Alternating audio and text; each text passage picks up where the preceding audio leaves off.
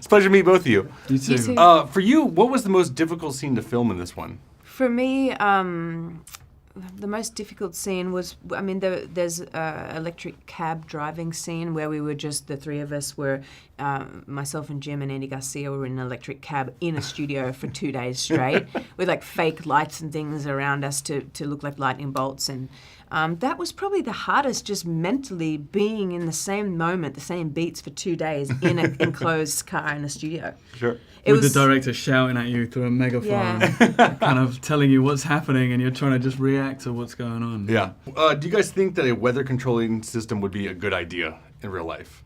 I'm not sure. I mean, it's sort of it's such a big discussion, you know? It's almost like you want to have a panel of experts from all around the world to discuss it, because it's a pretty giant thing to think about. Yeah.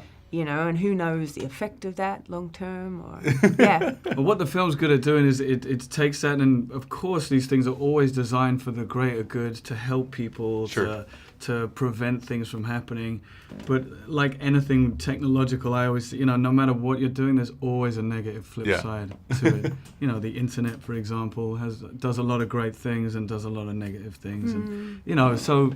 Yeah, the film addresses the fact that something this sort of vast could easily go horribly wrong. Yeah. When you guys got your hands on the script, what was the first thing that attracted you to the project? I think for me, just how epic this film was so exciting.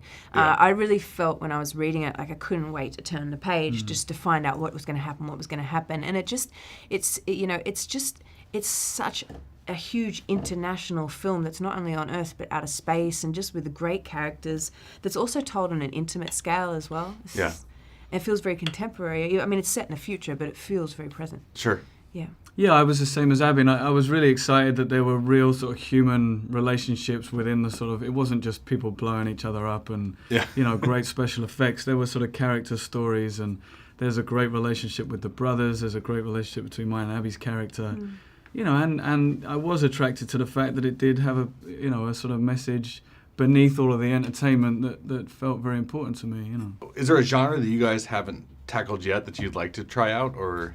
I'd like to do a comedy. I mean, I did back in Australia. When I started out my career, I did a couple of things that were comedy. Yeah. And I haven't done anything like that in America or on an international sort of scale. I'd love to do that. Sure. Just have a good old laugh every day at work. That's stressful, though. I would love it. Yeah. Yeah.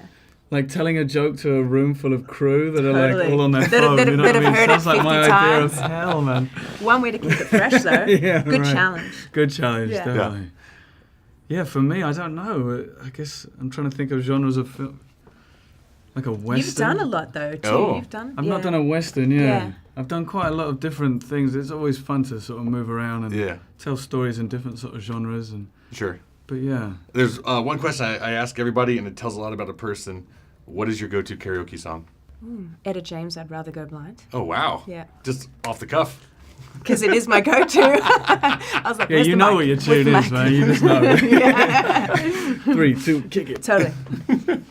I've got two. It's either Mr. Fahrenheit, Queen. Oh, nice. Don't Stop Me Now. Sure. You know, Whoa. that's a big tune, and then there's some high notes that you got to be in the right. You got to have That's drunk Freddie enough Mercury. tequila to hit it. Absolute pleasure meeting you guys. You Thank too, you so man. much.